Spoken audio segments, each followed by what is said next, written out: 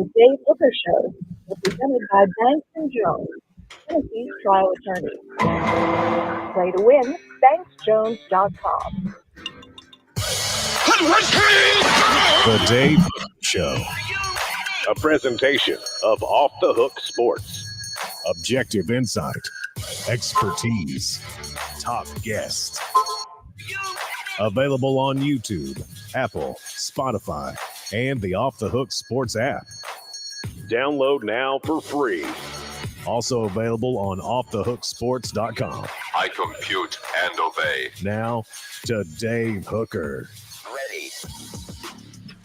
Boy, you want a show? We've got a show. The demise of Spyre Sports Group as we look forward, as there is breaking news concerning Alabama's collective. We shall discuss right off the top. Also, the most important thing, Tennessee plays Chattanooga on Saturday, so we've got 5 balls to watch for the Chattanooga game.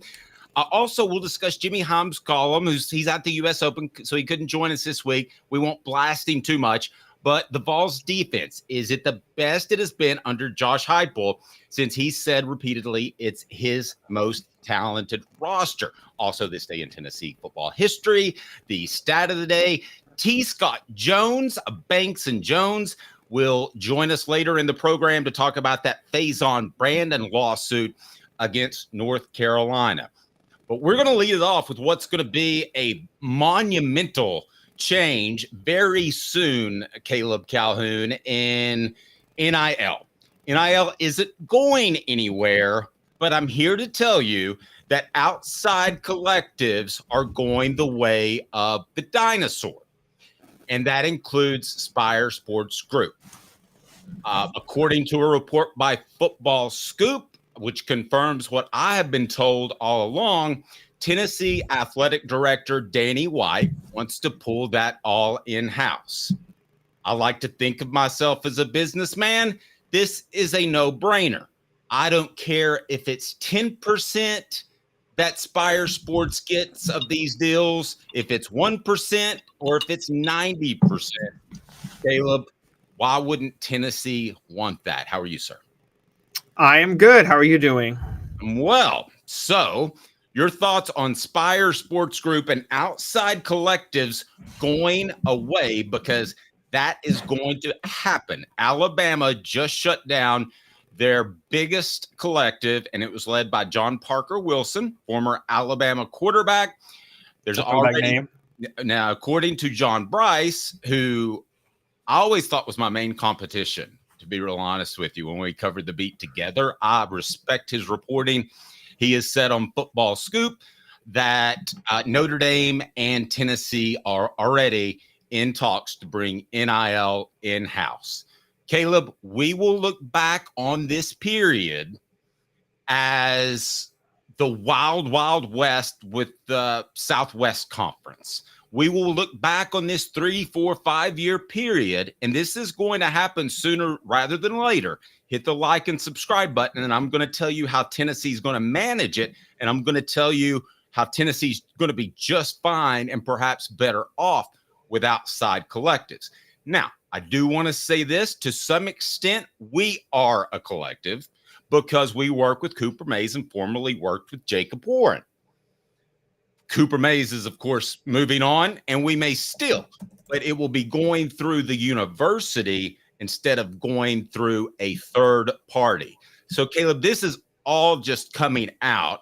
I just want to get your initial reaction, and then I want to share some things that I have been told about Spyre Sports Group that has been troubling, but I didn't want to seem like I was just taking shots at other people.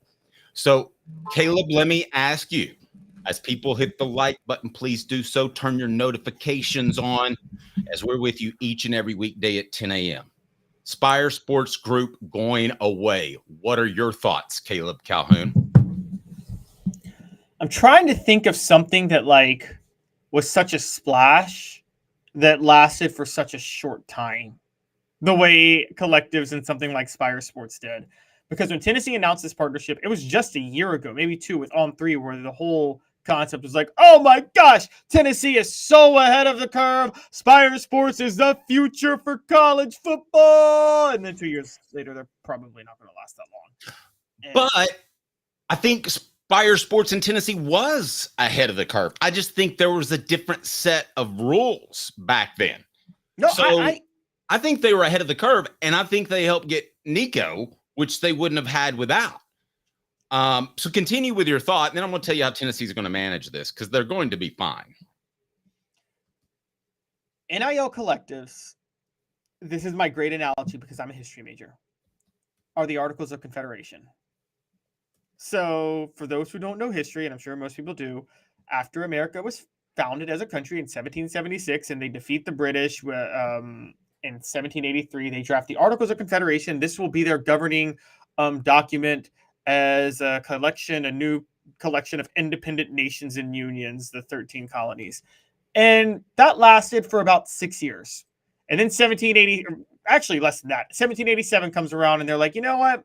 We got to reconvene. We need to draft a better document because this just ain't efficient and it's not working.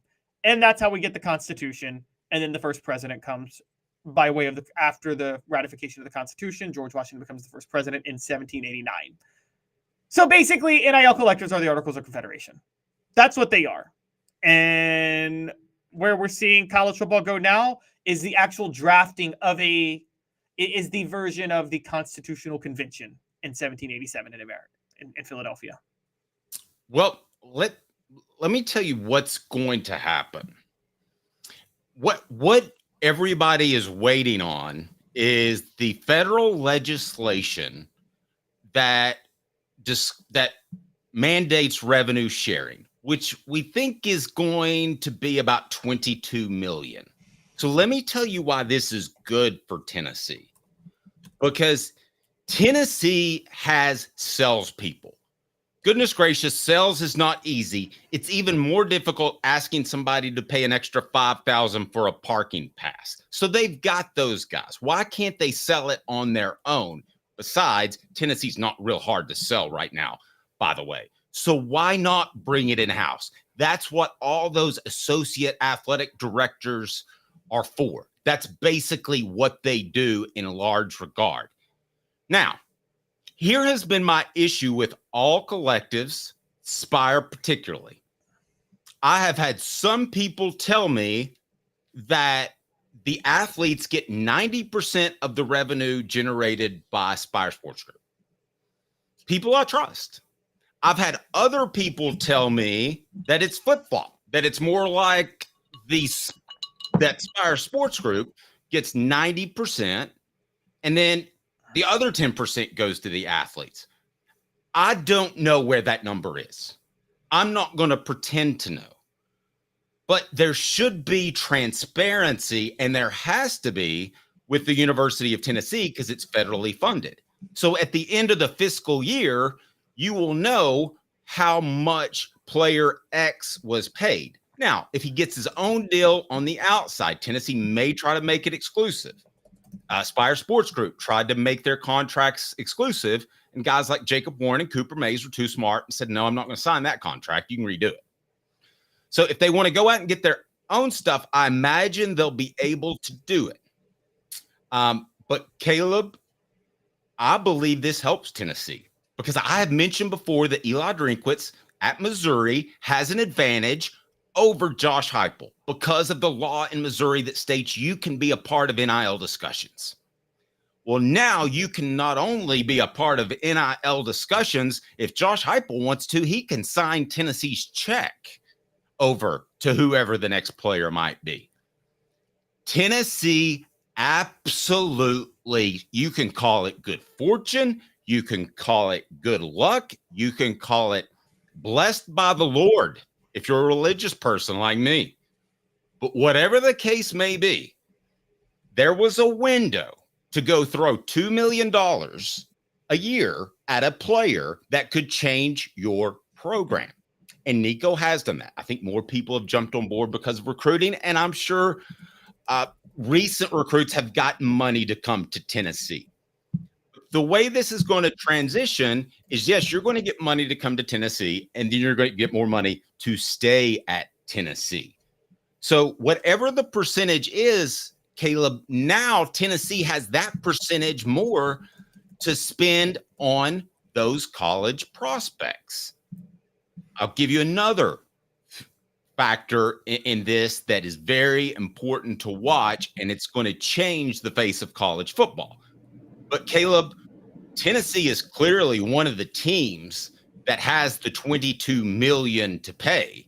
So instead of giving Spyre $2 million, $4 million, whatever it might be, if you're blessed by the Lord, yes, Phil, you should hit like and subscribe.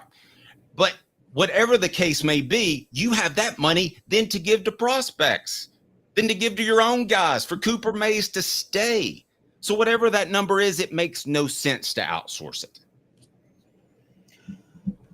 I agree. I think a lot of this was to streamline it for a little while because of the fact that the schools were theoretically not supposed to be involved and it hasn't been addressed federally. Now, you bring up the 90-10, 10-90. I'm one who likes to grandstand and go at collectives and big money donors. And I love, you know me, Dave, how often do I just side with the athletes and their rights? I'm very big on athlete rights, but I can't imagine that it was 90-10 because that I do Aspire. No, I agree. I think that person was exaggerating, but I think it was somewhere in between. And I think the transparency is what I'm looking for, not necessarily a number. Yeah, I think it was a lot closer to the 10-90 though. I think Spyre getting 10% and the athletes getting 90. Because again, if you're Spyre and you have a bunch of athletes through this collective and you get 10%, that's still a pretty good check. I mean, agents get what, like 2% of players' salaries usually, right? Yeah, something like that. Maybe 2 or 3. Some end up getting 5 on really good deals. Now, there was a comment that I want to address. Bender of Strings says, all a salary cap will do is cause programs to circumvent it, and we're back to what it was before the NIL. I agree. Right. So they're going to find ways to cheat outside their budget. That very well could happen. But here's why it might not. This completely changes things in terms of having a mega conference. This absolutely presses the accelerator to the floor because there are a lot of schools, once this passes and it's in the House, and I've talked to a lawyer this morning via Twitter about this. Once this passes, everybody's going to bring their collectives in-house. Not every school can pay $22 million for their roster. And that's when you're going to see the big difference between a Tennessee, and I'm not picking on anybody, but a Mississippi State that has half the budget. They're an SEC team. I'm not saying the SEC is going to break up. But there's going to be a mega conference, and this just makes it happen sooner. Guaranteed. Okay, so I actually kind of agree with you on that.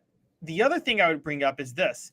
If it passes the House and if it goes through Congress, guys, you're going to really take away the incentive for programs circumventing things because at that point, At that point, you have a bunch of Logan Youngs. I don't think Logan Young would have done what he did if he knew he was actually breaking the law, quite honestly. I don't think he intended to break the law. I think he intended to secretly give Albert Means some money under the table. And then you're right, the whole rule was what, crossing state lines to negotiate with Alabama. It was a really loose law to get Logan Young arrested for that. I don't think he was trying. For those that don't know, this is going way back. A Tennessee prospect, Albert Means, was paid. Was it $180,000? I believe something like that. Yeah. To go to Alabama. So that's going way back. And yes, part of that was through Philip Fulmer and the power he had politically to get those things moving. And you're right, it was a very loose law. So not only is it a federal law, but listen to how logical this is, Caleb.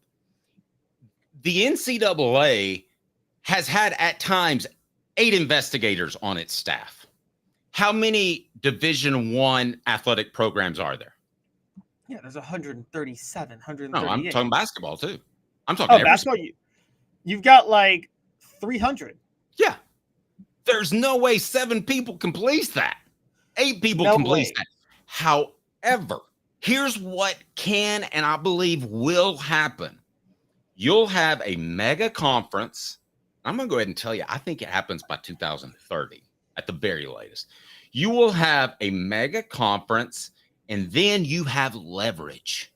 You cheat, you might be to Division II or whatever they call it at the time. Don't cheat, or you could be relegated. And also, because this will be after this passes the House, you cheat.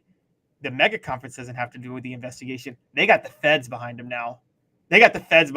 You're in big trouble at that point. And so, no, I'm with you. This is how this is all going to go. And for those on principle for athlete rights, I'm not for salary caps, but here's what I would say. They'll do salary caps if players unionize. So there will also be salary floors. So Dave, I think you agree with me.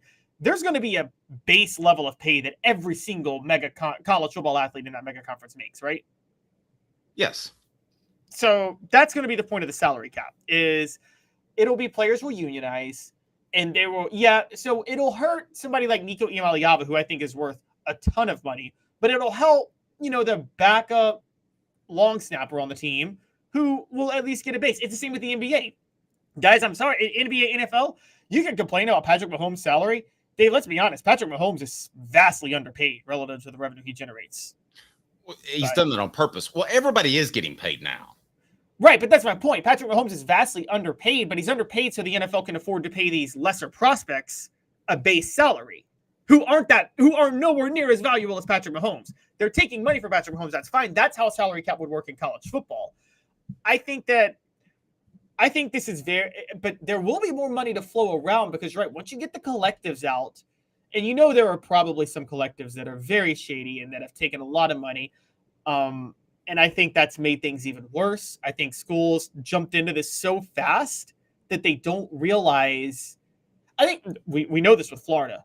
This forced so many schools to try to jump in so fast to get a collective going that they kind of fell by the wayside in trying to get efficient with it. And that created its own problems. So it'll be interesting to see how this goes out. I will say this. I don't think Tennessee wants it streamlined too much. Tennessee has too much of an NIL advantage. They don't want to be in a mega conference where, you have some sort of revenue sharing with all the schools in the mega conference. That's not going to be good for them. They want to outbid people for recruits. Well, they're not outbidding Ohio State right now. They just recently won a recruiting battle with them. I don't think they're winning by outbidding anymore for the most part. I think the money's the money. They're winning by keeping people from transferring. Exactly. And I think they can match anybody. So if Ohio State says, hey, number one offensive tackle in the nation out of Charlotte, we'll give you $750,000. Tennessee just said $500,000. Then that number one offensive tackle from Charlotte calls Tennessee and says, I got an offer for $750,000. And Tennessee says, okay. And then you make a decision just purely based off which school you want to go to, which I think you and I would agree that right now, Tennessee's a great choice. They're on the upswing. The flip side is if this happened and you had Jeremy Pruitt as your head coach or one of the dodo birds that they had before, you could get buried behind 25 other teams. But it's all laying out perfect, in my opinion, for Tennessee. I'm sorry to interrupt you. No, that's fine. That's where I met, though, is that it is to keep players around, but Tennessee is doing that better than anybody so they're ahead of the curve with their use of NIL, but they also have more NIL in general. So they're able to afford to keep their entire team together. What they just did this offseason, guys, was unheard of. To get Cooper Mays to come back, to get Amari Thomas to come back, even Javonte Spraggins, Brew McCoy. They threw out NIL money to get guys back who should have probably gone to the NFL draft, quite honestly. And that's something that they can do with the size of their collective that it'll be harder, even if they're committed to that way of using the NIL. It'll be harder if you do a revenue sharing model. They don't want that. Okay. I think Tennessee, with what they have in Neyland Stadium, we talk about facilities, they're all equal. But with what they've done with Neyland Stadium, with the way they take care of their people, and you're going to smirk when I say culture, but I think all of that combined makes them a better choice if the money's even than a vast majority of schools. If you take out location, if you take out maybe a legacy tie, if you take out a lot of those things, I put Tennessee up against just about anybody. Well, I'm with you on that. Tennessee to me is top 15, I don't take out location though. That's a big deal. You say everything being equal, I think you probably have a point with the culture. I think even if you threw out culture, okay, this is where we go back to like the old recruiting rules. Let's take the old recruiting rules for a minute, okay? And let's be real clear. Are we talking about just football or everything? Because football. Okay. But let's just say this: football and basketball, for the sake of argument. Well, see, the thing with basketball, and I'm going to be honest, I've covered basketball recruiting enough. Players commit to coaches. Full stop. Period. End of story. Well, Nike's probably still doling out some cash too. All right, let's stick with football. Yeah, let's stick with football. And there was a comment about David Sanders. I don't want to get into an argument about it. Todd posted this. Ohio State offered David Sanders more than UT. Maybe, but I guarantee it was comparable, Caleb. I mean, he didn't choose to go to Tennessee over Ohio State, and Ohio State was offering $10 million and UT was offering $100. So they were comparable. Yeah, Tennessee's winning this recruiting battles not because of what they're offering up front. I said that from the start. They are winning it because of NIL, but it's because of they are laying out a path for these kids to say, hey, we have NIL.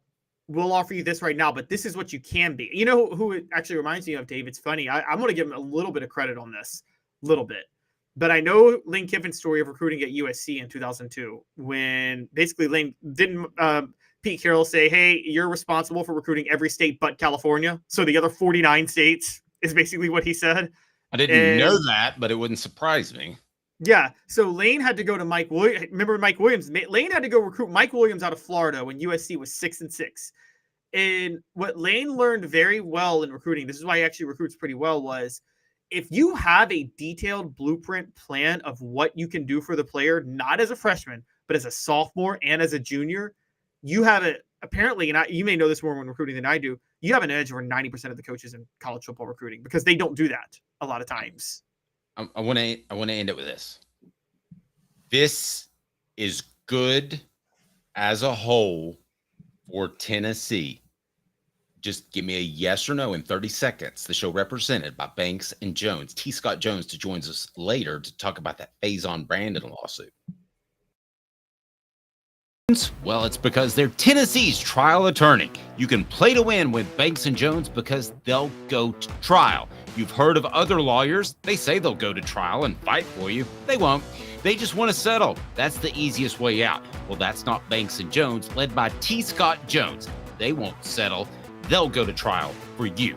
Tennessee's trial attorney. They play to win. Truly, Tennessee's trial attorney when it comes to criminal defense or personal injury. Why settle? It's Banks and Jones. T. Scott Jones. BanksandJones.com. So I'm going to make you go yes or no on me. This is good for Tennessee that collectives are getting out of the collective business because there's no use for them anymore. Yes or no? Yes, right now, but no long term. No, once the mega conference and the federal legislation. I'll get there. Hold on. Okay, all right. It's yes, and here's the reason. Danny White. If they had Dave Hart, then I'd be like, uh-oh, you don't want him running a collective. Okay, so second question. Be fair to Dave Hart. Dave Hart had the most impossible task ever when he took over Tennessee. He was an axe man. I've seen those guys hired before at radio stations. The job is to come in and cut costs, and that's what he did. So yeah. I'm not trying to be unfair to Dave Hart at all. That's what he was hired to do. When he was done, he was ready to go. They hired him to be the bad guy. Exactly. He just took a little too far with the lady balls. All right, second part. Mega conference is good or bad for Tennessee? Horrible. Totally horrible. Totally. Once the mega conference happens, Tennessee's going to split, going to lose its revenue advantage because there's going to be revenue sharing across the board. Tennessee doesn't want that. Okay.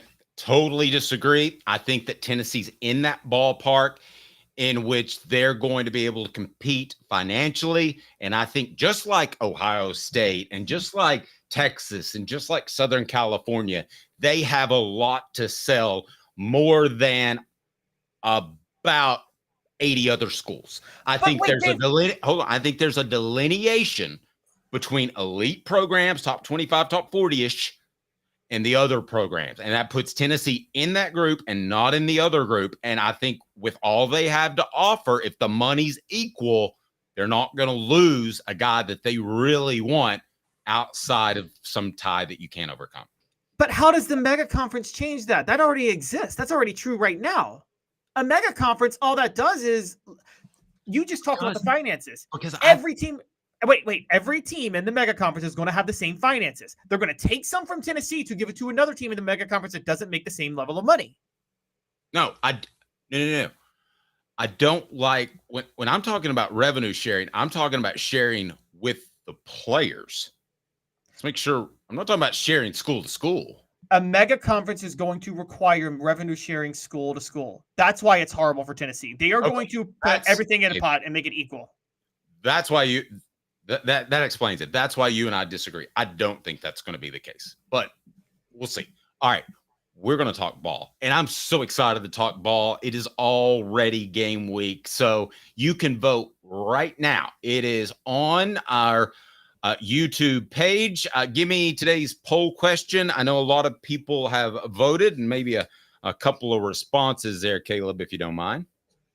All right, so pulling up the poll question. The question is, who is going to have the breakout game for Tennessee in their opener against Chattanooga on Saturday? And the answer right now, so we have Ethan Davis, Peyton Lewis, Boo Carter, and Arian Carter. Dave, I'm kind of shocked by this. 36% are saying Ethan Davis. And 35% are saying Boo Carter. It will be Ethan Davis, based off of recent conversations I've had. Knoxville's oldest card shop at Sports Treasures, 35 years. We'll discuss those guys here in just a second. Man, I tell you what, Sports Treasures is fantastic. Follow them on Facebook. There is the QR code to be able to do that. They are awesome, and they provide us with great gifts like over my shoulder. You can see the orange helmet with the white stripe autographed by Joe Milton. We're giving that away. All you have to do is be a part of Hooker's Corner. It's just $9.98 a month. We appreciate your support. That's why we're here. That and our advertisers, so support them as well. You'll get more recruiting coverage, weekly prizes, and grand prizes each and every month. How about those Vols that you want to see not only break out against Chattanooga? We'll discuss those, but also we will discuss the 5 Vols to watch against Chattanooga. So we got breakout players that you can vote for online right now on our YouTube page. But I have to be mean to Jimmy Hyams, and it's brought to you by Medicare Misty. She is licensed in over 40 states. Medicare service and guidance for free. Medicare Misty. 19 years this year. I've been in the community since 1993. You're getting a lot of information. Unlike when you were working, they made the choice for you. Now you have to make the choice. Come to us and let us help you make it easy. Call Medicare Misty, MedicareMisty.com or 423-777-5577. Let us help them sleep at night. And we call her Medicare Misty. Again, support our sponsors. That's why we're here. 4 Downs. Let's talk some ball on Off the Hook Sports. Please hit the like and subscribe button. 4 Downs. 4 questions. 4 answers. The Dave Hooker Show. 4 Downs. A presentation of OffTheHookSports.com. All right, Caleb. Jimmy Hyams wrote the column, and he's at the U.S. Open. So we're going to discuss it, but he can't defend himself. So go easy on Jimmy. He's a Hall of Famer, for goodness sake. You will. Okay. I'm always nice to Jimmy Hyams. Absolutely. All right. I remember one time, I think it was one of the greatest compliments I've gotten about Off the Hook Sports is when Caleb said, you've kind of put together everybody I read when I grew up. So I do have Jeff Calkins' number from Memphis. Maybe I can run him down at one point. Coop, what should people do when it comes to 4 Downs? Cooper Mays here. Hit like and subscribe. Boom. Phil says, get Medicare Misty to sign Keenan Billy and John Campbell to NIL. Pretty good stuff. All right. First down, Coop. Coop here. First down. All right. Let's talk defensive line. What did Jimmy have to say about Tennessee's defensive line? Because he was countering the argument that Josh Heupel has made that this is his deepest, best roster compared to 2022. And Jimmy and I have talked about that. He doesn't agree. So what were his thoughts on the defensive line in particular? So to be fair, because Jimmy Hyams was specifically comparing 2024 to 2022. And I will say he didn't even he straight up conceded the defensive line is the one clear advantage over 2022. And he talked about how they can go 10 deep with quality players like James Pierce, Amari Thomas, Omar Norman Lott, Joshua Josephs, and Elijah Simmons. And so Jimmy Hyams, to his credit, is saying like he caved on that one. He's like, yeah, I got no argument. Defensive line is better. And by the way, even if you separated defensive line and edge rushers, both are better. Okay. Where would you most want to be good on defense? To me, it's not even close. It's the defensive line. It's absolutely the defensive line. I mean, I can tell you this as a Titans fan, when Albert Haynesworth was on the Titans, no one talks about how one amazing defensive tackle can literally change your whole defense, right? It's insane. Agreed. Have you seen the Steve McNair doc, by the way? I did. It's another one of those Netflix docs. Like they branded it as the scandal, and there's no scandal. I knew his whole football story. So. There you go. Cooper Mays here. Second down. Linebackers, is Tennessee better in 2022?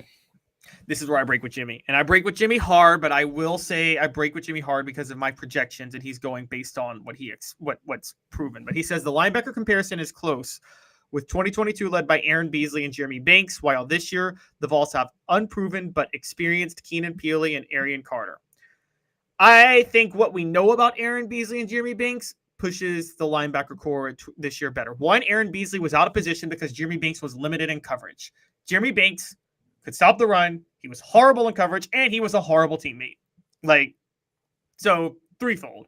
Aaron Beasley was forced out of position to cover for Jeremy Banks not being able to play that role. So they both were out of position and struggling. Keenan Peely is perfectly in position as Mike linebacker. And Arian Carter, I think, is a rising superstar as outside linebacker. So I don't think this is close. I think linebacker's way better. Okay. Do I get sane Jeremy Banks? Like not having the South Carolina blow up? Or are we just talking about purely a football player headed into the season? Or am I I'll give you sane Jeremy Banks. I'd still take this unit better easily, not even questions. Okay. Not even questions. I would too. However, I'm not as sold as you because I worry about the depth. So, but they didn't really have depth in 2022. So Jeremy Banks missed a game and they gave up a touchdown every drive. So I don't feel as strongly about it as you, but I do feel like this is a better group I would rather have going into the season. By the way, Tennessee linebacker coach William, how do we pronounce his name? Inge. I think. Okay, I've heard Inge. But anyway, he said something about Keenan Peely yesterday that changed my thoughts on him, that he could be very good from sideline to sideline. I kind of had him as a Mike Singletary type that's just going to play in the box. But if he has that type of quickness, and we don't know, that would be pretty incredible. All right, what downs next, Coop? Tennessee center Cooper Mays here. Third down. Secondary. All right, so I'm going to cite what Jimmy said, and he said that the 2022 secondary and this year's defensive backs are about even. I'm sorry. I'm going to be fair. I think the reason he says that is because the 2022 secondary was just god-awful, and this year we know nothing about it. So at worst, they're god-awful. But, I mean, I think that because 2022 was so bad, I think 2024 is better. I think 2024 is going to be better. And I just want to break this down real quick. Let's just go. Can we just go position by position of the 5 spots in the secondary from them to now? We can.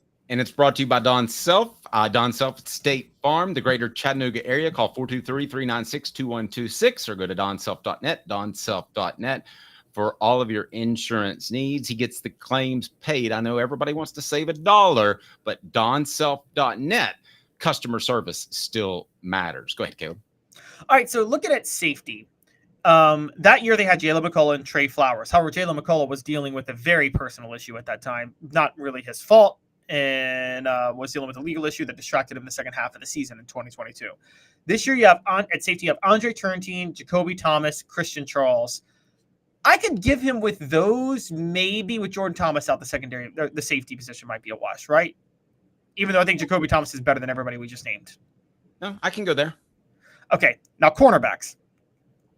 Warren Burrell, and then Christian Charles or Kamal Hadden splitting. And keep in mind, this was not 2023 Kamal Hadden. 2022 Kamal Hadden was not that good, guys.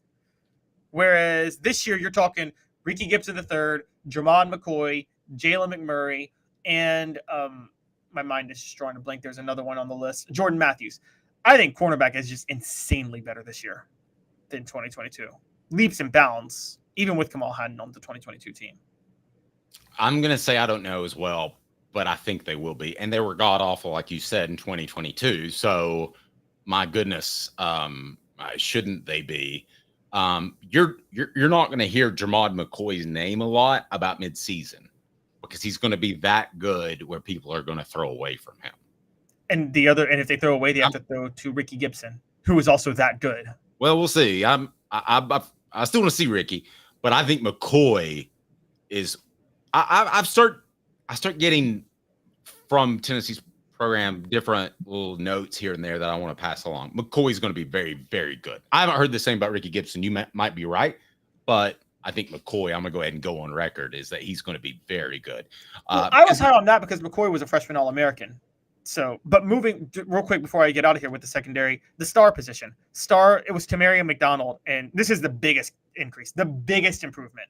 Tamarian McDonald in 2022, Christian Harrison or Boo Carter in 2024. Oh, well, I think Boo's going to be really, really good. Boo's going to be amazing, and I think Christian Harrison would be better than Tamarian McDonald too, by the way.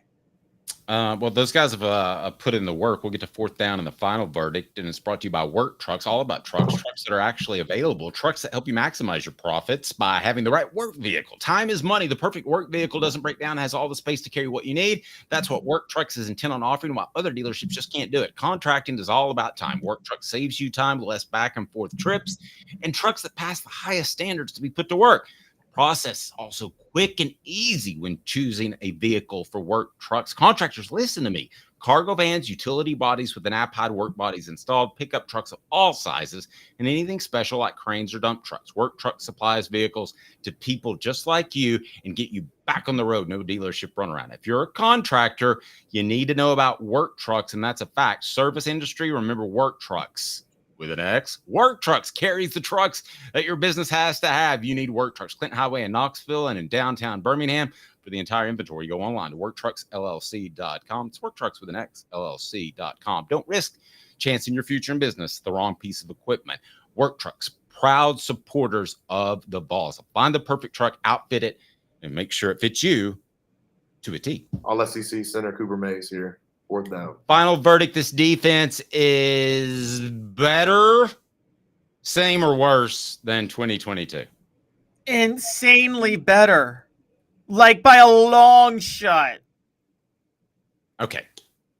I agree with you, but what aside from injuries could prevent it from being that? That's what I want to ask you in just 2 minutes. So hang tight with me, guys, because coming up, let's answer this before the 2 minutes. You answer. Okay, fine. And we'll have 5 Vols to watch against Chattanooga. Go ahead. What's your answer? So I would say the one thing that could prevent it would be we don't necessarily know about the attitudes of a lot of these guys because they're young. You know, could Boo Carter get in trouble? Could Jermon McCoy get in trouble?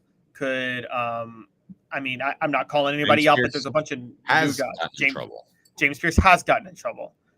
That's going to be the question. Yes, Jalen McCullough got in trouble. Wasn't his fault. Never should have been indicted. It's absolutely ridiculous that he had to plead guilty to a misdemeanor.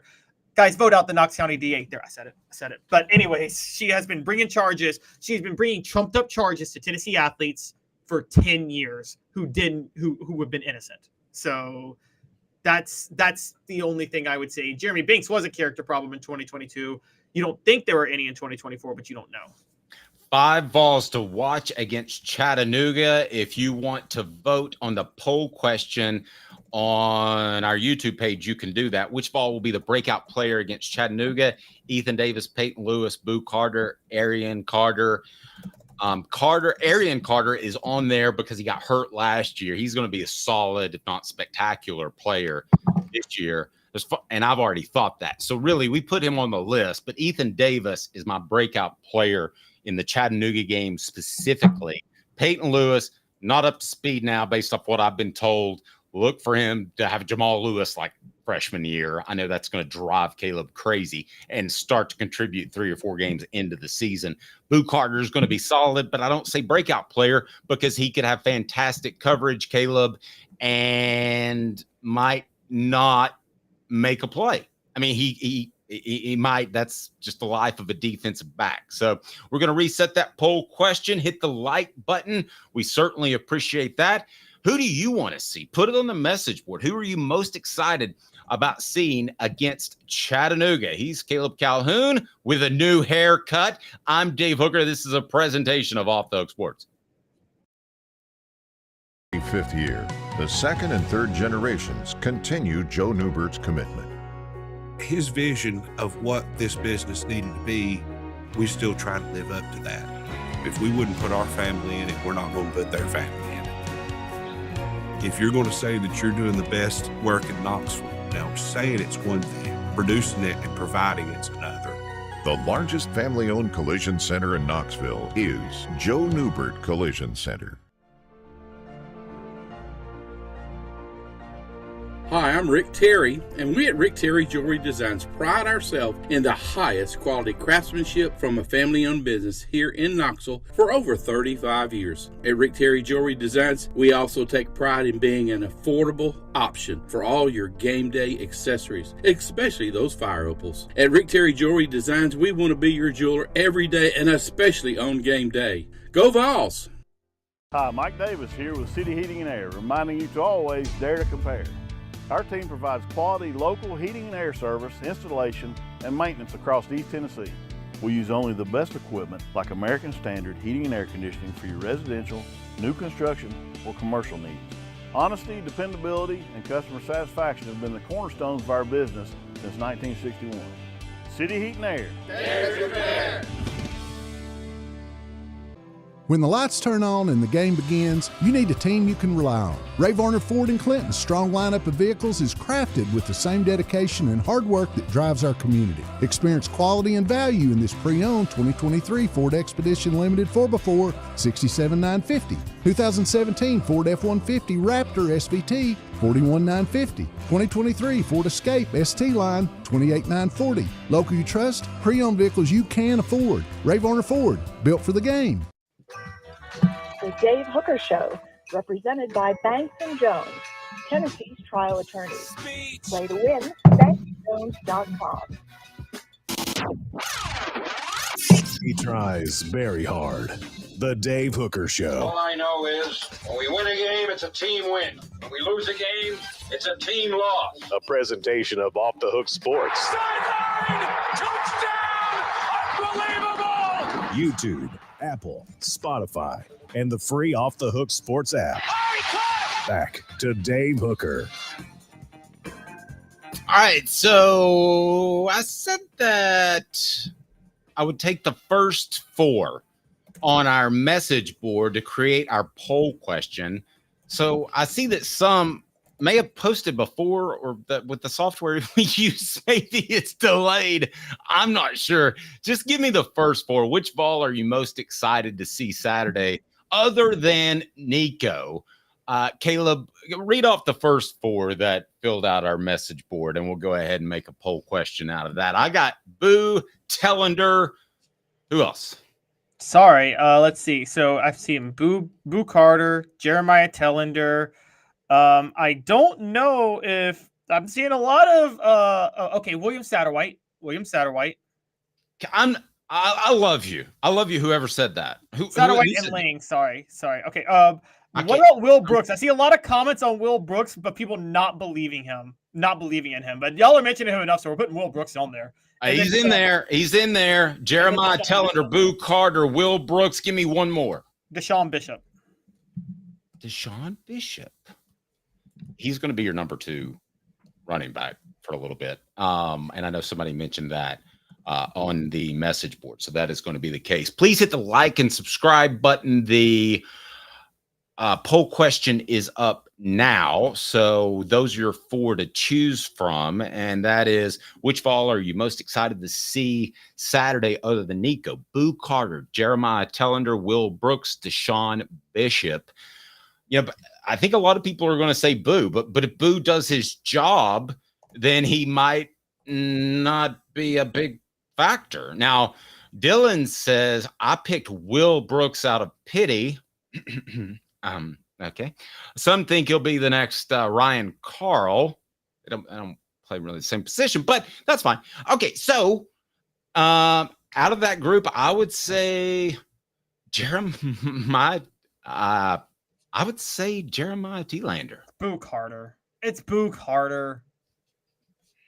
I think I will be, let's put it this way. I think I'll be able to assess more out of Telander than I will be from Boo Carter because of the way he plays the run. Is that fair?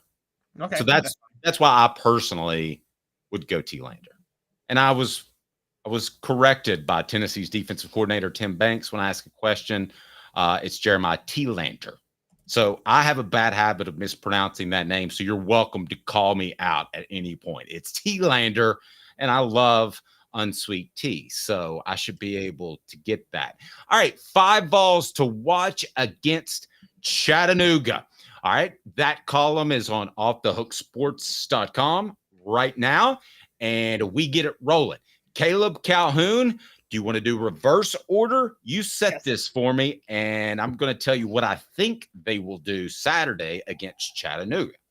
All right, so let me set this up because I want to tell you guys how I did this, because these are the 5 key Vols who either they'll have a chance to be stars or they will actually be key because of their positions in the matchups. And I say that because Chattanooga is the number 9 ranked team in the stats poll, number 8 ranked in the FCS coaches poll. Rusty Wright is entering his 6th season.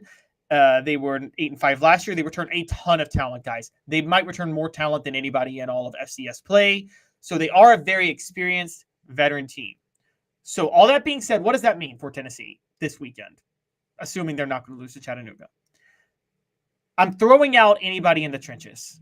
And I think that's fair when you play an FCS school, Dave, right? There is absolutely nothing you can learn. Tennessee is going to win with the War Daddies for Tennessee are just going to absolutely manhandle Chattanooga on the line, right? There's not even anything to pay attention to. Yeah, I hadn't thought about that because I was going to see, I'm excited to see James Pierce with another year of conditioning and building his body. But you're right. I mean, he's going to be the biggest, baddest athlete running around against Chattanooga, and the next guy ain't even close. So, yeah. So I threw that out. Where FCS teams, I do think this sometimes where FCS teams can give FBS teams trouble are if they have fundamental veteran skill position guys. Is that fair to say? Who play who know what they're doing. Very fair to say. So with that being said, and with a ton of talent returning in the secondary, 4 or 5 starters back in the secondary for Chattanooga, I think the player that will be tested the most at a skill position on offense will be Chris Brazel II. So he's number 5 on my list. Chris Brazel, I will go ahead and tell you, will have at least 75 yards receiving and a touchdown. Don't be surprised if he's one of the breakout players. Basically, no, I'll go ahead and I'm going to go a step further. And I want you to, if you don't care, Caleb, will you write these down? I'm going to say Chris Brazel is the star player on offense. 125 yards, at least 125 yards receiving, and 2 touchdowns, because I believe they'll pay more attention to Brew McCoy because he is more the known commodity. And they don't realize, Chattanooga doesn't realize how special Brazel is. All right. That's exactly where I was. I think he's the superstar. All right. What's next? You're going to have to, it's going to be tough to top that one in my mind. Well, and before y'all come to me about Squirrel White, I'm also going to say that Chattanooga returns both safeties. So they return the corner. So they're going to have their top corner and a safety on Brew. Their other safety will probably play Squirrel tough. I think Tennessee's matchup advantage is everywhere on the field, but their biggest one is Chris Brazel in this game as the number 2 receiver. So yeah, I agree. It's number 5. Number 4, Tennessee's going to win in the trenches, but Chattanooga does a lot. They run the ball more than most FCS teams. They actually are a 55-45 run-pass ratio, and they do a lot of stretch running plays. So that's going to test a very inexperienced linebacker for Tennessee by the name of Arian Carter, who we all believe to be a superstar. But this is actually not a bad first test for him to prove that, Dave, by the way, in Arian Carter. I can roll with that. I think he'll be very solid. and make a couple of spectacular plays. Nicholas asked Dave, what do we need to expect out of Chattanooga? Well, I will tell you this. They're a tough physical team. They're not going to make a lot of mistakes. I think they have a solid head coach, which is tough to get at UTC because they always want to go elsewhere. And we're going to have Gene Henley of the Chattanooga Times Free Press on tomorrow to give you a really good preview of Chattanooga. So hit that like and subscribe button if you haven't. Turn your notifications on. Ding! Make the bell go ding. Caleb, who's next? Yeah, and you're underselling him, Dave. He's not a solid head coach. I think that if he hadn't gotten his career started late, he'd be one of the hottest commodities in FBS of a head coach, because I think this dude knows how to build he's Johnny Majors level with his ability to build a program. And whoa, okay. Yeah. So all right. Maybe we'll have him on tomorrow. I'll text him. Number 3, it's another Carter. And again, it's Boo Carter. So Chattanooga, their passing game is their specialty. They returned their quarterback, their all-conference receiver, and they added another all-Northeast Conference receiver. Why UT secondary is a major question. Boo Carter was recruited to help this issue immediately and is probably going to start at star. He's going to be tested. And given all the hype behind him in the offseason, similar to Arian, Dave, it's a very good first test for Boo Carter. Very good first test for him. Very good first test. Again, I'm going to be solid. I'm going to say he's solid because he's a defensive back. You can't predict interceptions. But I'm going to say he's going to be solid, knows his assignment, and will essentially win the job, as Christian Harrison will get a look before garbage time. And I believe Boo Carter wins the job. So that's my prediction on him. So you can write that down. He'll be the starter headed into NC State. I can believe you on that.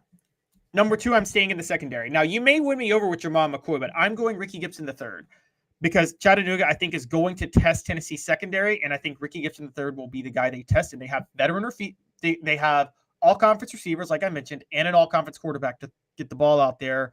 Gibson and McCoy will be tested. I think Gibson's going to be the most tested. He's got the most experience in this system, so it's his job to really kind of set the tone for the cornerbacks on the outside and take away. Again, against the Chattanooga team, these cornerbacks should be able to take away half the field on their own. Agreed. I think he'll be fine. I think you're a little bit higher on Gibson. You might prove to be right. I'm really high on McCoy, but I think that it'll be very difficult for UTC's receivers to get off the line. I'm not even talking about really speed. I'm talking about just physicality. I think both of these guys, McCoy and Ricky Gibson, are going to prove to be physical at the line of scrimmage, and that disrupts the passing game big time. That would be my prediction. I don't know if that's a good prediction or not, but that's my prediction. Yeah, that's kind of mine too. And that's where Boo Carter's going to be a big deal, because Boo Carter's playing star. He's going to play up on the line, and he's a real physical guy, so he's going to knock receivers off their routes a lot. Number 1 is obvious. He's cliche, and I'm sorry to be cliche, but he is Nico Iamaleava. And it's his first game as a starter, in which he'll have a chance to light it up, because he didn't have a chance to light it up against Iowa, because Iowa's coverage forces you to play game management. Chattanooga's going to give him some chances to light it up. And you can't take this for granted, because we saw what Joe Milton did last year against Austin Peay as an FCS school. Iamaleava is actually facing a very experienced secondary for FCS play. So, he should torch them. This isn't a real test, but it's not like it's impossible for him to be a little flat, and it will be alarming if he's a little flat. So I think Iamaleava is number 1. He's going to throw for 350 yards and 5 touchdowns. That's my prediction. And he will come out and play the first half, play the first drive of the second half, because that's what Josh Heupel likes, and he wants him to go through a game experience of the halftime and all the things you do, but the game's going to be over by the middle of the second quarter. Now, what Vol, Caleb, almost made your list? That's a question I have for you. Brought to you by Hemp House, the premier hemp dispensary online with a wide variety, great selection, and strict standards to ensure you only receive the best in CBD or Delta products. Hemp House Chat with 2Ts.com. Hemp House Chat with 2Ts.com. Use the promo code HOOK for 10% off. The promo code HOOK for 10% off, in the QR codes right there. So who didn't make the list that was close to it, Caleb? I mentioned Squirrel White. I very, very strongly considered him, but I think that Chris Brazel is going to be the guy who has the opportunities in this game with the way the safeties move. I almost did mention Jamal McCoy because you brought him up, and we've talked about him because both cornerbacks to me can be a factor. And I brought up the only reason I didn't do Jacoby Thomas is I don't know if he's actually going to start. Could be Andre Turntine starting there. And it's the same with safety on the other side with Will Brooks or Christian Charles. I'm not exactly sure who's going to play. I didn't really mention the two guys that are key in the skill positions coming back from injury, which is Keenan Peely and Brew McCoy. I'm with you. I don't think Brew McCoy is going to – I don't think they're going to try to force things to Brew because he's just getting back in rhythm. And I think Keenan Peely – I think as the Mike linebacker, I don't think he's going to be fully tested, and I don't think that he's going to want to take too much of a risk to re-injure himself in this game, which is why I left him off. Nicholas with a really interesting point, saying, I'm also terrified that our offense last year was a result of losing Alex Golish, so hope to see this year that I'm wrong. 30 seconds, Caleb. I want your thoughts on that. Be sure and visit our friends at Ray Varner Ford the next time you need a set of wheels. And the game begins, you need a team you can rely on. Ray Varner Ford in Clinton's strong lineup of vehicles is crafted with the same dedication and hard work that drives our community. Experience quality and value in this pre-owned 2023 Ford Expedition Limited 4x4 $67,950, 2017 Ford F-150 Raptor SVT $41,950, 2023 Ford Escape ST Line $28,940. Local you trust, pre-owned vehicles you can afford. Ray Varner Ford, built for the game. Should Vols be worried that Alex Golish was the reason they stumbled last year, Caleb? No. Okay, I think this is people are very much prisoners of 1 year. So in 2022, Josh Heupel averaged over 46 points a game. That was the best offense he ever had. Alex Golish was also offensive coordinator in 2021, and he only averaged 39 points a game. His worst offensive year at UCF in his 3 was the 1 year he had Alex Golish as his offensive coordinator. And I say that not to diminish Alex Golish. I say that to say it's so irrelevant who the offensive coordinator is in this system because it's Josh Heupel's system. I mean, again, he averaged as the offensive coordinator 37.5 points at Missouri in 2017, facing a loaded SEC with very limited talent on that team. So this is Josh Heupel's offense, guys. It wasn't Alex Golish. It was. If I'm doing a ranking, it is not having the right quarterback is number 1. A rash of injuries is number 2. And then maybe I'll give you Joey Halsley at number 3. But that's such a distant third compared to the other 2. Well, I think most people know where I stand on this issue. I just want to say this. Congratulations to Joe Milton III for making the New England Patriots 53-man roster. And we'll just leave it at that. Actually, before we get there, can we send a few shout-outs real quick? I mean, yeah, sure. Ramel Keaton made the Raiders. I saw that. That's great. Do you want to give us an update on those guys real quick? Yeah, so Ramel Keaton made the Raiders. There's actually a few others that were pretty impressive too. So I just want to point them out real quick, which is Ramel Keaton made the Raiders, and I got it on a text right now to remind myself. Jalen McCullough made the Rams. Congratulations to Jalen McCullough. Again, a greedy, self-centered Knox County DA was trying to derail his career to prop up her own. And D. Williams made the Seahawks. But big news is – I'm sorry? The big news is Hendon – It's on a very off-color joke. Go ahead. Hendon Hooker is cemented as the backup quarterback for the Detroit Lions because Detroit did release Nate Sudfeld, which means that – and Sudfeld was doing well in practice, but Hooker was balling out in preseason games. They are all in on Hendon Hooker as their backup quarterback. And so I don't think they're far away from Hendon Hooker being the starting quarterback because I don't know how long Jared Goff lasts. He just signed a contract extension, which I was disappointed to see. But you never know the ins and outs and how they can get out of that and what's guaranteed or not. No, you're right. I don't know how much to read into that. Let me ask you this. 15.5 games, the over-under Hendon Hooker will start more than 15.5 games or less than? Basically a season. Yeah, basically. I think he will start over 15.5 games for his career. I do. I will say yes.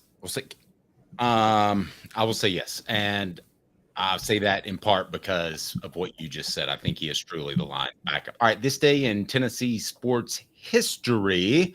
As coming up, we also have best bets for the weekend, top 10 SEC games, and T. Scott Jones, Banks and Jones. We're represented by Banks and Jones. Tennessee's trial attorney will give us some insight in this Faizon Brandon versus North Carolina lawsuit. Also, I'll have some news about where I'm going to be signing books on Friday. So let's get to this day in Tennessee sports history. Caleb, what do you got? Well, since we're talking roster cuts, I did want to go back actually to the history of roster cuts because 3 years ago, a man named Trey Smith, who fell to the 6th round of the NFL draft egregiously, this time 3 years ago, made the roster for the Kansas City Chiefs. Nice. And it was a big shocker when he made the roster to NFL experts, but not to people who covered Tennessee and not to medical people who knew that he was going to be healthy. And I think to this day, next to Patrick Mahomes and trading for him, keeping Trey Smith on their roster may have been they may consider that one of the best things they ever did. True. I would have been nervous about the blood clots too, though. I mean, if there would have been two guys that are equal, I probably would have taken the other guy. No offense to Trey. But I don't know. Blood clots just seemed, I don't know. I'm not a medical professional, but it just seems scary to me. So that day in Tennessee history, this day in Tennessee history, I should say, is brought to you by our friends at Quality Tire Pro, the Eberle family. Been serving Chattanooga's community since 1957. All major brands of tires, full service automotive, brake alignments, oil changes, and more. All work is covered by nationwide warranty. Cherokee Blvd or online at qualitytirepros.com. qualitytirepros.com. Stop by and tell Bo that Off the Hook Sports Dave said hello. Top 10 SEC games, Caleb, for the upcoming weekend. We do that right now, and it's brought to you by our good friends at Neubert Collision Center. 5th year, the second and third generations continue Joe Neubert's commitment. His vision of what this business needed to be, we still try to live up to that. Joe Neubert Collision Center. All right, here we go. So the top 10 must-watch SEC football games for the entire season, that is 2024. At number 10, Oklahoma at Auburn. Why? Yeah, so, and I want people to understand, these are it's a combination of who I think will determine champions, but also what will determine which teams are really in the race. So, Dave, you think the bottom's going to fall out of Oklahoma. I think the bottom's going to fall out of Oklahoma. You think Auburn could be on the rise. I think Auburn could be on the rise. One of those teams is going to be hoping to compete for a playoff spot in October and November. And I think this is going to be the game that really kind of determines that. And it's September the 28th. It's at Auburn, who is like the less likely team to win, which gives them a huge advantage. But this could really cement – it's Auburn's first big game. It's Oklahoma's second. But it could really cement which team between the two in October is going to be playing for a playoff spot throughout the season. And I think that's what makes it huge. Alabama at LSU, November the 9th. It's a default one. It's because Alabama LSU is Alabama LSU, and that is this decade's version of Tennessee Florida. Is that fair to say? Yes. And I think that Alabama expects to compete for national championships. LSU is still trying to get there. The November matchup, you love that November matchup. That's just always a must-watch college football game. Every year it's must-watch. Agreed. Missouri at Texas A&M. That is October the 5th. Now, this is why people are going to find it crazy that I consider this a much-watch SEC game. But here's why. Dave, you and I both agree that Missouri is vastly overrated as a program right now, right? Off their 11-win season. Agreed. And I think Texas A&M is vastly underrated as a program. This game will prove whether or not I'm right. It's the first major test for both teams outside of, okay, so A&M plays Notre Dame to open the weekend this year. Don't know if they'll win or lose that game, but it won't really determine the whole season. This game will. If Texas A&M loses to Missouri, it's over. They're a year away. But if they beat Missouri, it proves Missouri's a fluke. and that Texas A&M may be another one of those teams making a push for the playoff. All right. So next, Texas versus Oklahoma is a default. It's a default. But not fully, because I think both of these teams are overrated this year. Both hope to be in the playoff race. This is another game that could end the playoff race for one of those two teams. Okay. Put it this way: if Texas loses, they're out of the SEC title race. If Oklahoma loses, they're probably out of the playoff race. And we got some Tennessee games here. Alabama at Tennessee. This is not, in my opinion, a default. This is what possibly could determine a college football playoff position, because I think Alabama is likely going to make it. I think Tennessee is right on the cusp. So this would be a monstrous win. I've even heard some people calling this a swing game for Tennessee. It's still Alabama. Let's not go too far, but this would be a monstrous win for the Vols as far as the CFP. No, this is a swing game for Tennessee. And as a matter of fact, Tennessee should expect to win this game. Honestly, they should. Okay. Yeah, this is but I will say this.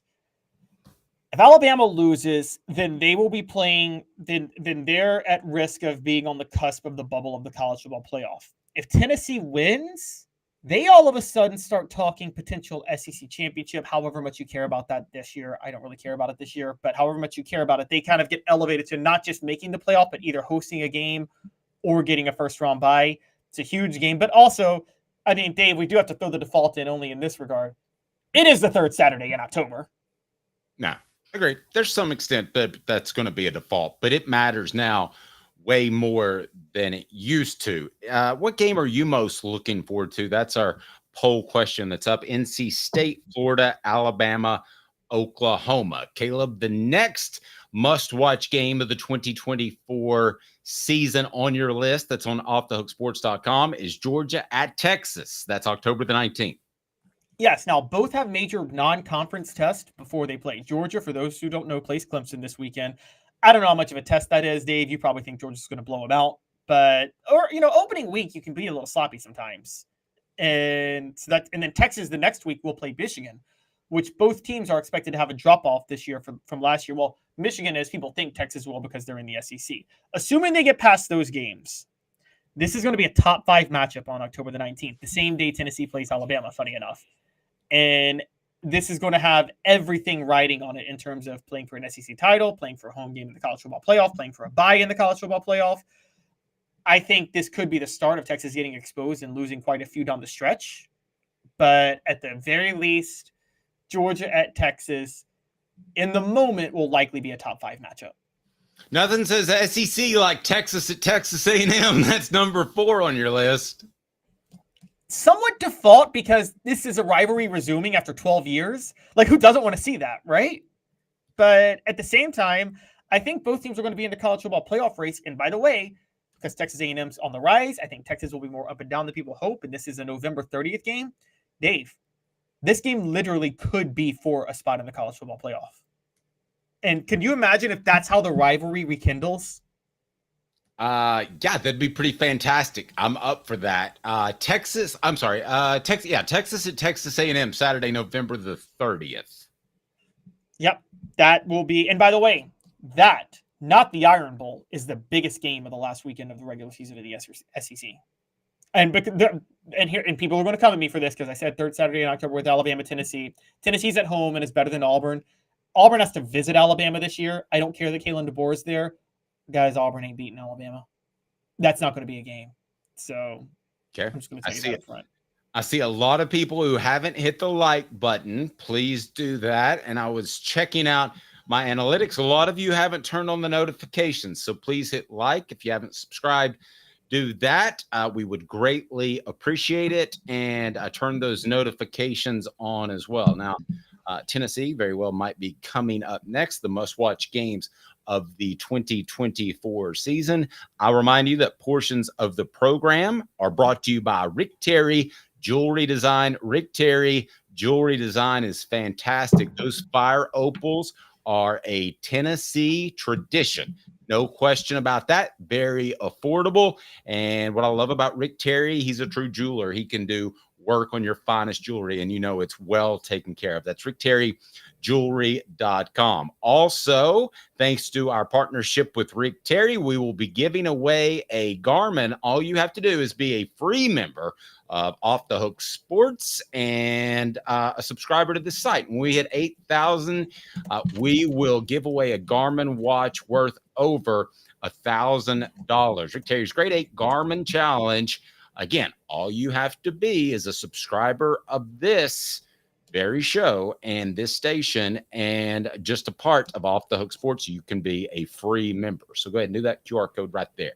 Caleb, up next, we have Tennessee at Oklahoma. This may be the earliest game that you have on your list with a quick glance. This is the game that will start and define SEC play. It is Tennessee at Oklahoma, September the 21st. Sorry, excuse me real quick. I know. Caleb's going to sneeze, everybody. And he sneezes 3 straight times. The first big SEC game. No, I got it away. I was able to stop it. It's the first big SEC game of the year. I mean, it kicks off the SEC season. And by the way, poor OU, they have a run of 3 straight games against the Vols and then Auburn and then Texas. So, we'll know by October the 5th. That's the 21st, 28th, and 5th. We'll know by October the 5th what Brent Venables has as a coach and at Oklahoma. But it starts with Tennessee, and Oklahoma starts for Tennessee. So this is really a definitional game for the SEC to determine which of these teams other teams need to watch out for. How about that? I can roll with that. Coming up next, Ole Miss at LSU, October the 12th. My question about this game is, will we know if Ole Miss is dysfunctional or super talented? So that's kind of what this is going to reveal. Because here's the truth. Look at the schedules of Ole Miss and LSU. Now, LSU plays USC as an opener. That is a hot seat game. Lincoln Riley loses. He might be on the hot seat the rest of the year. Brian Kelly loses. Well, he's in danger of being on the hot seat going into next year, because people will start to be very disappointed. So that's a hot seat game. But Ole Miss doesn't play anybody until LSU. Literally nobody. Their toughest game is at Wake Forest, Dave. Maybe Kentucky at home. You tell me, Kentucky at home or at Wake Forest? That's kind of a wash, honestly. And I got to be honest, Ole Miss, I think Ole Miss will get tested against LSU. It's a road game for them. LSU wants revenge after how they lost this game last year, by the way. And so I think this is a very much defining game. And again, a game that, let's be honest, it's going to have major college football playoff implications. There may not be room for both of these teams in the playoff.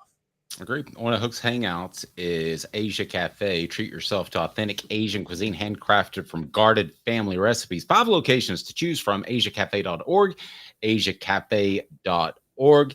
They also have the fantastic Brazilian Cocoa Energy Booster Premix Instant White Coffee, the Golden Label coffee bag with the Lim family on it. It is absolutely tremendous energy throughout the day. It's been around since 1909. Again, you can pick it up at Asia Cafe and have the best Asian food you're going to have, handcrafted from guarded family recipes.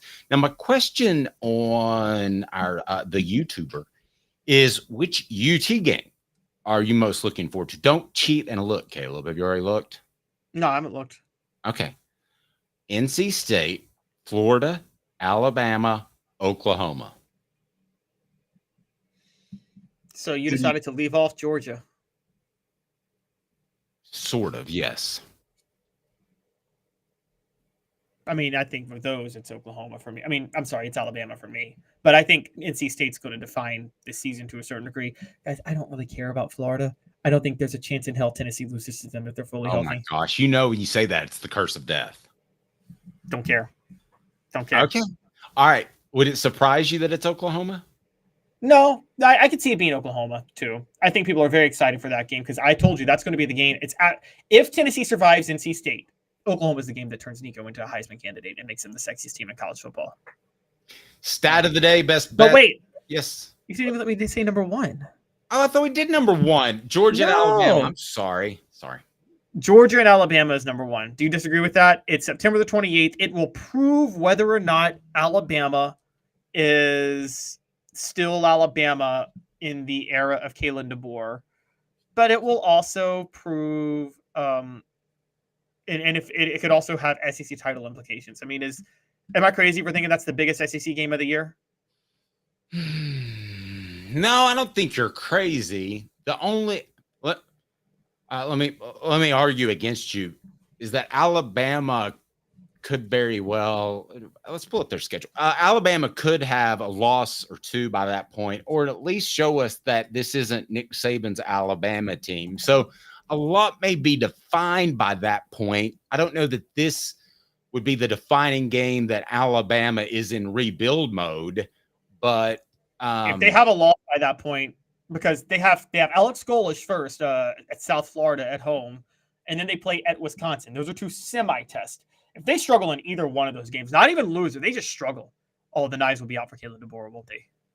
Yeah, and I'm sorry, the game's on September the 28th. For some reason, I was thinking it was later in the season, so they're not going to have a loss at that point. But to your point, if Georgia thumps them by 20, then we say after that game, Georgia's still Georgia and Alabama ain't Alabama anymore, right? That's exactly what we say. And by the way, do you think that will happen, or do you just want to see if that will happen? No, I think it'll be better because I think Alabama's at home. The only reason it might happen, and I keep saying this, Jalen Milroe's not a fit for Kalen DeBoer's offense. And you know what you don't want to do when you have a quarterback who's not a fit for your offense? You don't want to face Georgia. You don't want to face that defense. Fair point. Best bets, are these Vol best bets? Or these are the best bets of the Vol season. Okay, so are they prop bets? Is that what we're doing? I got a few fun prop bets that you're going to love. I'm not a big gambling fan, but I love prop bets because it defines where you stand on a player, a team, and so on. So this will officially be one of my favorite segments of the day. We'll visit with T. Scott Jones about that Faizon Brandon lawsuit, Tennessee's huge commitment for the 2027 class. 2026. Sorry, 2026. I was thinking of Cooper Witten. Is suing the state of North Carolina. So there you go. 2 minutes with Caleb Calhoun. I'm Dave Hooker, Off the Hook Sports. And the game begins, you need a team you can rely on. Ray Varner Ford and Clinton's strong lineup of vehicles is crafted with the same dedication and hard work that drives our community. Step up your game in this 24 Ford Maverick Hybrid, 25,515, 23 Ford Escape all-wheel drive, $30,995, 24 Ford F-250 Crew Cab 4x4 STX, $59,757. Local you trust, performance you can afford. Ray Varner Ford, built for the game. Sports Treasures in North Knoxville is one of the South's largest sports cards and memorabilia dealers, featuring over 10 million sports cards from vintage to modern. Sports Treasures carries a full line of hobby boxes, singles, autographed memorabilia, Tennessee Vol collectibles, fan cave decorations, and so much more. See a museum full of collectibles at Sports Treasures, 4819 North Broadway in Fountain City, and Sports Treasures on Facebook. Sports Treasures, where the real sports fan goes to shop. Have you seen the latest TriStar Hats Co. product? TriStar Hats Co.? What's that? You know, those really cool hats, shirts, tumblers, and even license plates with 3 stars like the official Tennessee flag and stripes like the American flag. Pretty patriotic if you ask me. Ah, gotcha. Seen those. Those are cool. Where can I get them?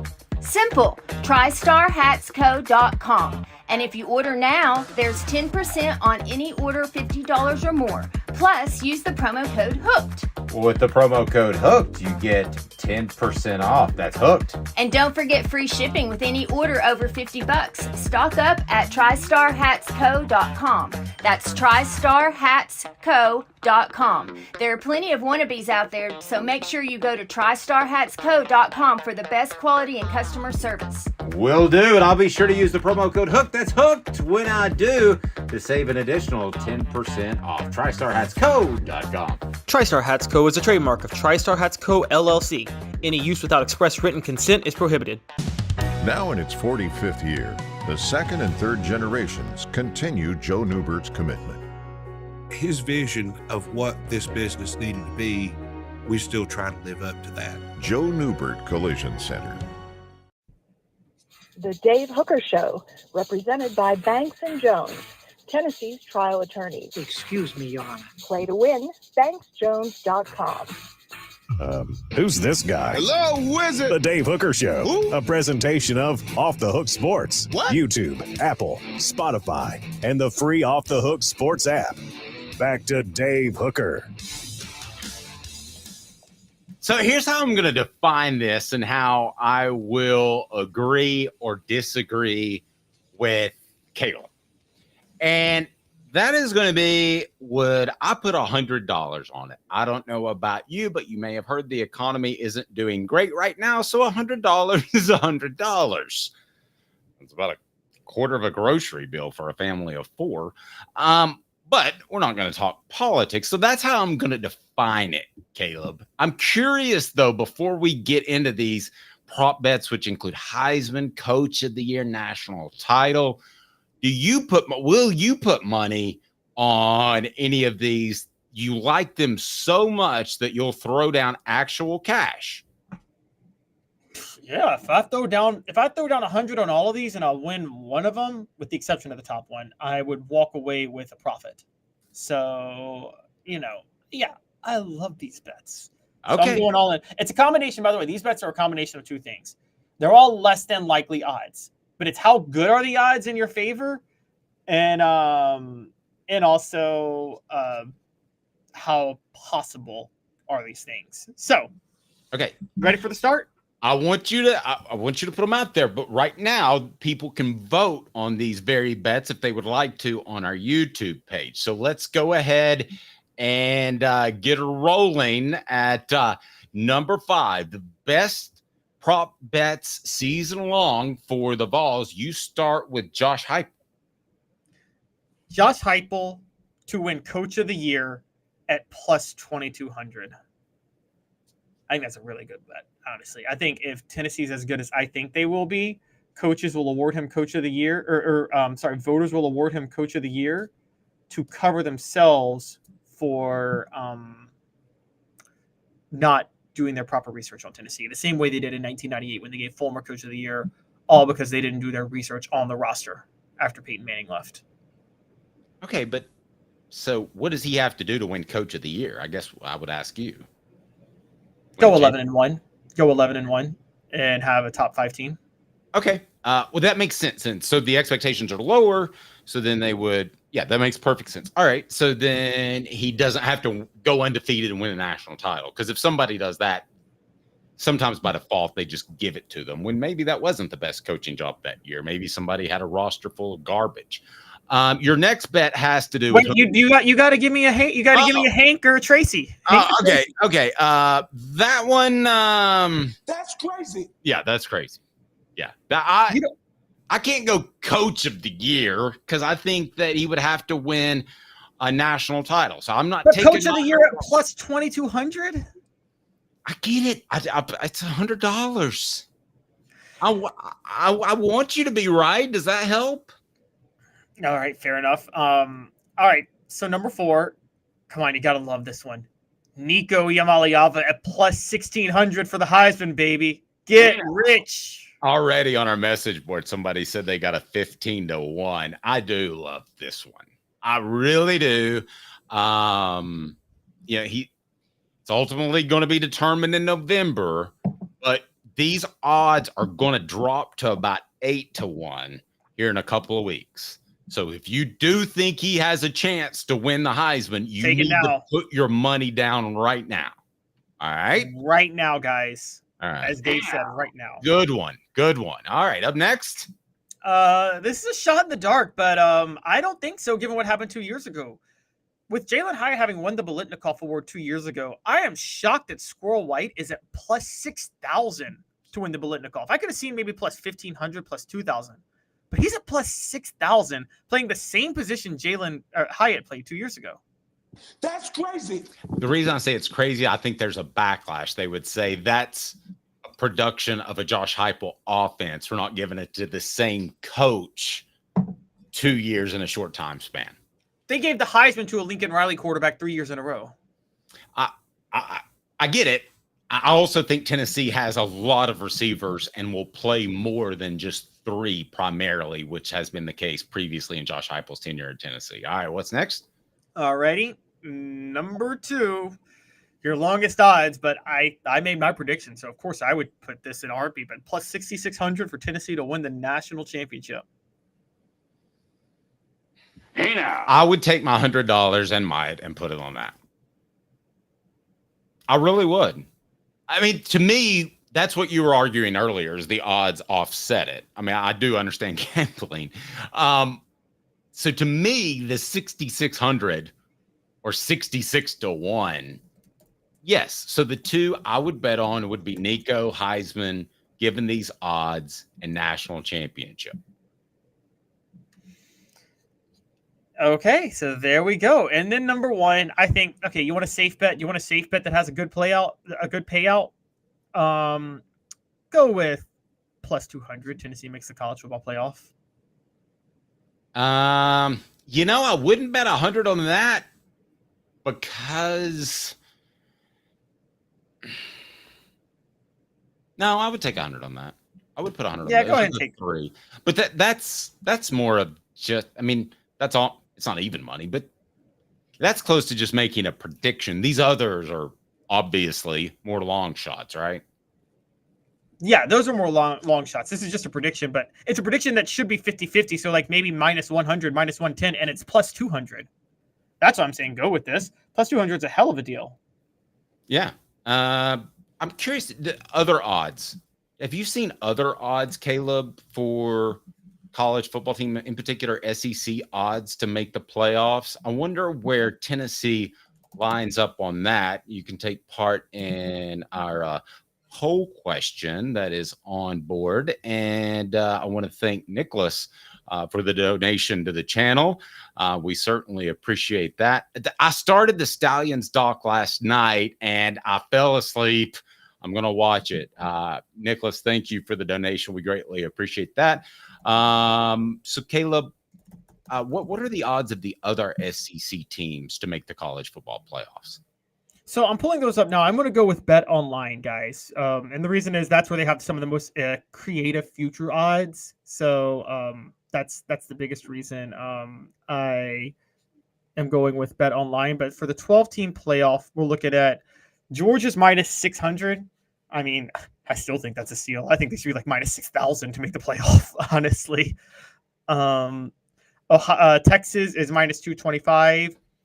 I wouldn't take that bet with a 10-foot pole. Ole Miss is minus 130. Guys, I would not bet anything on Ole Miss all year. If you bet on Ole Miss and you get it right, you were lucky. You didn't know anything. Yeah. It's like we were talking about dinner last night and we couldn't decide between pizza and quesadillas. And I said, Dad, blame it. We're just flipping a coin. That's what Ole Miss is. Yeah, total coin flip. Alabama minus 120. I think that's a little low. I think better odds for the SEC. LSU plus 125. I think that's a good bet. Missouri plus 75. They seem to know what we know, that they're a little bit low on Missouri. If you want great odds and a steal, Texas A&M plus 225. And Dave, here's a big one. Vegas really knows what we know. They have Oklahoma down at plus 450 to make the college football playoff. That's wild for a team that you think that they say is right in there with the upper echelon of playoff teams. They're only one spot below Tennessee in the rankings, and they have a plus 250 lower odds. That's wild. Yep. Great stuff. How about 2 minutes? We'll be joined by, there he is right now. Let's go ahead and get to T. Scott Jones. Nice enough to join us. When you need legal expertise, that's the man. But first of all, buddy, it's game week. I tell you what, I mean, we've got some moccasins to whip up on. They're going to make the trek up 75, and hopefully they go back dejected and disappointed and, I guess feeling good about a second place performance. That's right. And I think we're going to see Nico put up some numbers that Iowa didn't want to get embarrassed by in the bowl game. So I wanted to have you on to talk about Faizon Brandon and this lawsuit against North Carolina. He's one of Tennessee's top commitment, is the top commitment for the 2026 class. And I'm curious, just initially, what are your thoughts on this lawsuit? I actually think it's pretty well thought out and based by the young man and his attorneys. When you looked at what North Carolina did as far as directing the folks to come up with NIL rules, they didn't come up with a thing to ban NIL. That wasn't the intent. It was sort of to put some for lack of a better term, fencing in place so that we kind of understood, what the parameters were. We sort of had talked about that earlier with the lawsuit that we had with basically the various conferences and the NCAA, in which, had they taken it slow, had they not tried to outright ban it, there wouldn't have been that type situation. But it appears to be a well-placed lawsuit, and certainly given the climate that we're currently in, I think it's basically likely to be successful. Interesting. Caleb? T. Scott Jones, great to see you. And thank you. One of the things that, because I went on a soapbox yesterday about this, because I don't think this is just North Carolina. I think this is across the country. I think it bothers me because some states do have laws just flat out banning you from making NIL money while you're playing high school. I just want to go on principle on a fact of, how is it okay to say a kid can go work at McDonald's or Baskin Robbins when they're 16 to make money while they're in school, but they can't go make money off their exploits on the football field for their high school football team, wherever that may be? I mean, Arkansas passed a law last year where you don't even need permission from the Division of Labor anymore for somebody under 16 to get a job. Yet you can say that they can't make money off NIL in high school? Yeah, it kind of flies in the face of common sense. I mean, harkening all the way back, let's go to sort of an extreme sport. I mean, you think they could have said Tony Hawk couldn't have made money riding a skateboard? I mean, the reality of it is, if you have a particular talent, I mean, it's only there for a finite period of time. So you've got to exploit it while it's there. And if there are folks willing to compensate you for your name, image, and likeness, I mean, are we going to say then, these other entertainers and folks, just because of their minority, i.e. being underage, that they cannot proceed and make money? I think when you look at the directive from the Board of Education, I did look a little bit into this lawsuit. I think, an outright ban was exceeding what was intended associated with it. And, it's kind of that new reality that we're living in. We talked about it early on, and I know on a couple of broadcasts that I've been on, we've talked about it's kind of the wild, wild west, in that we're kind of making rules as we go, because, it is all new, and it's certainly new when we're dealing with athletes that are, by their definition, under the age of 18. I'm going to ask you this question, and I'm going to phrase it because the thing that's special about Banks and Jones and T. Scott Jones is that he goes to trial. Tennessee's trial attorney, other lawyers will settle, not T. Scott Jones, Banks and Jones. So does this settle, or does this actually get to court, in your opinion? I think preliminarily it will get to court, i.e. I think the position is so strong for the plaintiff and the young man that I don't think there's a lot of settling that's going to happen. There's probably going to be a capitulation and or a compromise with some sort of rules, and or we're going to enjoin this action at this point in time as far as a total ban of NIL, but we're going to go back to the drawing board, and it's kind of like, come back and, see us again. But at least at this point in stage, if I was representing the young man, I'd sort of be hell bent for leather on this. I mean, I would not. Wait a second. Wait a second. I don't know what that saying means, but I've officially loved it. Okay. What does hell bent for leather mean? Well, you know what I mean. By God, you're got the reins in your hand, and you are flat. You're at full gallop. I mean, you're going to do what you need to do. And so, I mean, it's kind of an old Southern expression. I mean, one of those things. I mean, I like you're going to get it done.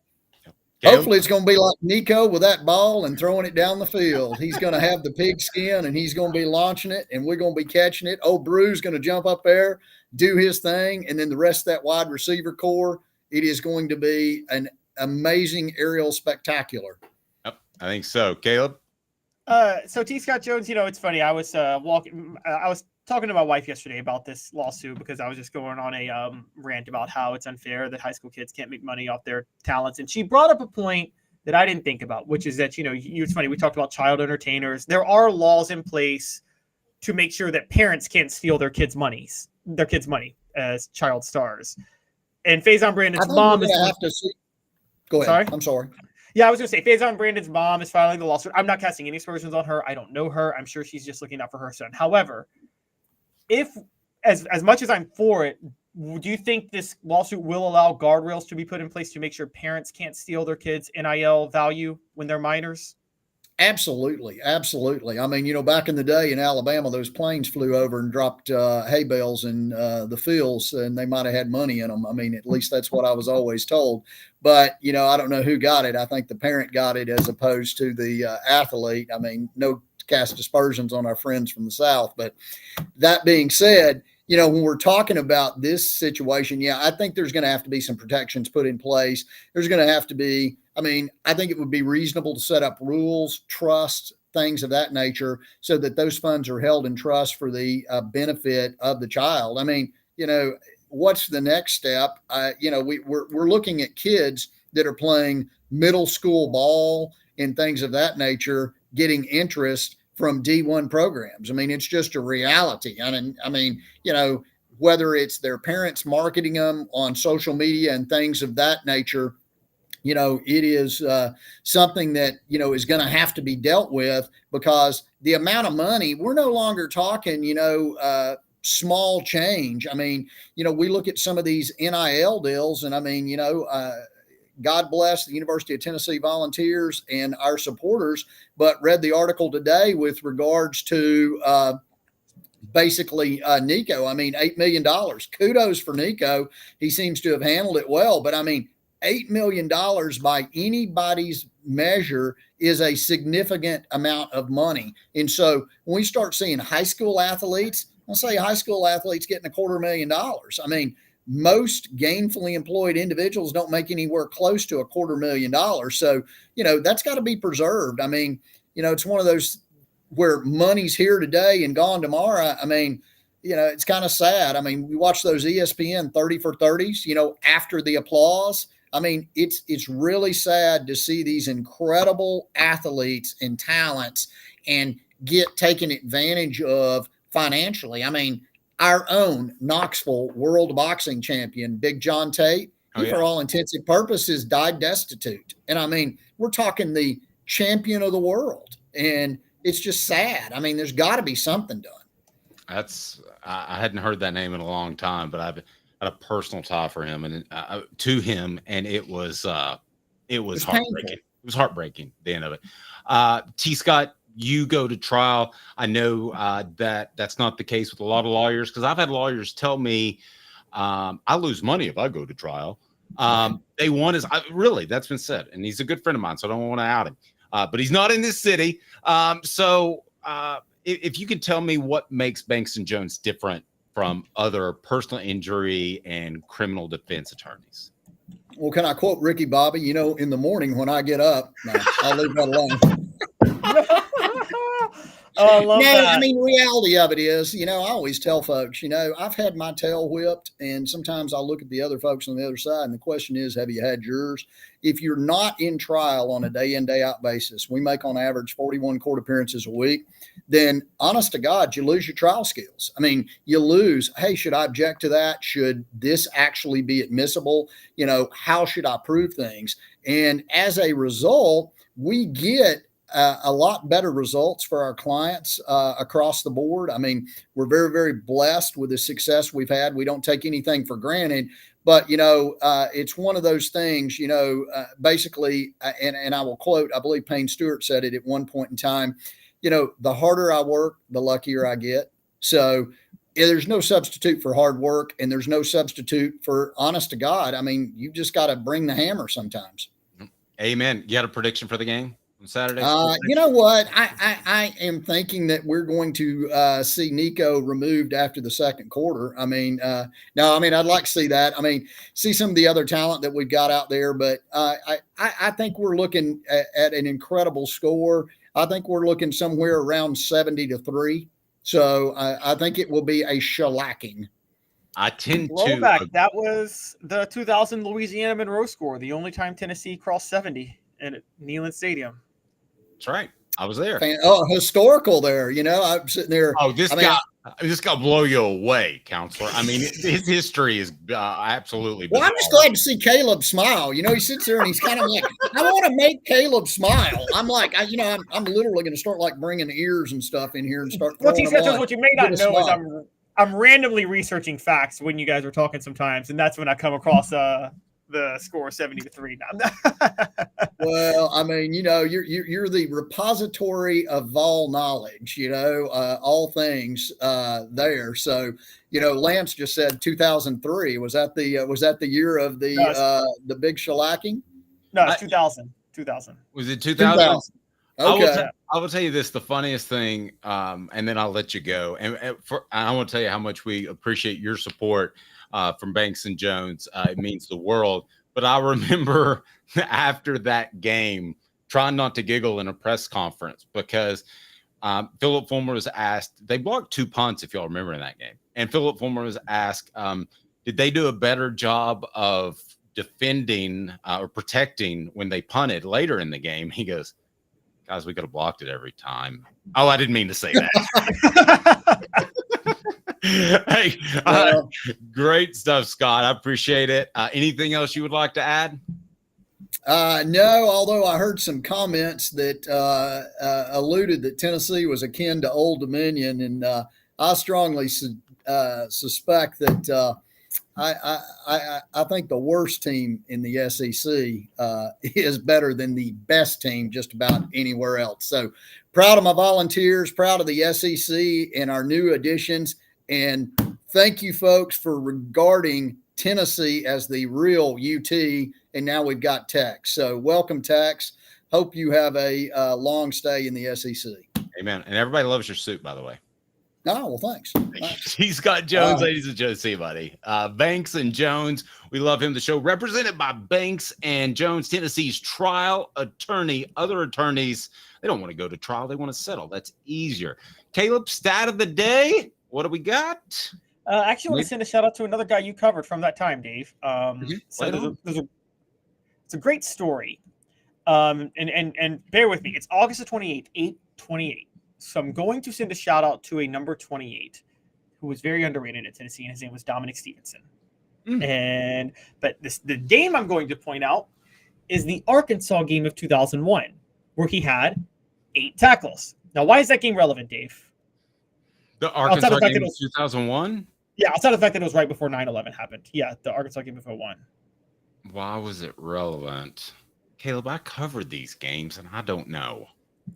So you feel so stupid sometimes. Tennessee was going to visit to play Arkansas. Tennessee was fake. Yeah, jackass. I felt smart throughout the show until you brought this. Go ahead. Tennessee was favored to beat Arkansas. However, Arkansas had the star running back in Cedric Cobb. Dominic Stevenson said before the game, I'm going to do my part to make sure Travis Stevens is the best running back on the field by shutting down Cedric Cobb. Well, he had 8 tackles, held Cedric Cobb to 22 yards rushing. Travis Stevens that day had 41 carries for over 200 yards. I think you remember that. And Tennessee, through Travis Stevens out rushing Cedric Cobb, Tennessee was able to hold on and win 13-3 in a really, really ugly game. But it was because of Dominic Stevenson living up to his hype of shutting down Cedric Cobb with 8 tackles. I will say this. I think Tennessee could score 70 against Chattanooga, but I don't think they need to. That's why my score prediction is going to be a little bit goofy coming up later in the week. I'm going to make a score prediction basically at half because I think this game's going to be over at half. And I don't mind sharing it with you, 35-0 at half. And I don't care what happens for the other 30 minutes. It could end up being 52-22 because of goofy stuff. But my prediction is going to be the first half, 35-0, and I'll go ahead and share that with you. We appreciate T. Scott Jones for joining us. That was great stuff. Tomorrow on the program, major announcement. Will West will join us from the Sports Animal. He will be our Thursday guest, so we're looking forward to that. And Caleb, what else we got coming up tomorrow? Yes, tomorrow we have Will West on. We're very excited about that, guys. We have our gambling picks getting started. We had a tease last week. I forced myself to make some picks that I didn't want to make because I tried to get 5 and I paid 4 because the only 2 I wanted to make was the spread and the over-under with Florida State and Georgia Tech. I hit on both of those, but then I lost the other 3. But we're not going to count that. But we're also going to take a look at some Chattanooga players you should keep an eye on. Chattanooga's got a pretty solid roster, so going to talk about that. And later in the week, I'm going to dive in Tennessee and Chattanooga have a history as programs facing each other that goes way back. They're not new to facing each other. Is that okay? How far back do we have to go? Tennessee and Chattanooga? Yes. Well, I mean, they faced each other quite a few times during the Neyland years, funny enough. Okay. And so, yeah, they have faced 42 times, going all the way back to, ready for this, 1892. Good stuff. All right, so I do want to make an announcement. In addition to Will West, I will be at Sono Throwback and Threads on Friday from 4 to 6, and you'll be able to get an autographed version. You can go hardback or soft cover of the book that I may have talked about once or twice, and also you can order it right here. But we'll have a big event. We're going to tell you more about it tomorrow. We're looking forward to working with Sono Throwback and Threads, and you can check them out for some fantastic boutique Tennessee stylings for the misses, or that Celebrate 98 book, or you can order it online right there. Celebrate 98, the untold stories behind Tennessee's 1998 national championship. We certainly appreciate you and yours for listening. He's Caleb Calhoun. I'm Dave Hooker. This has been a presentation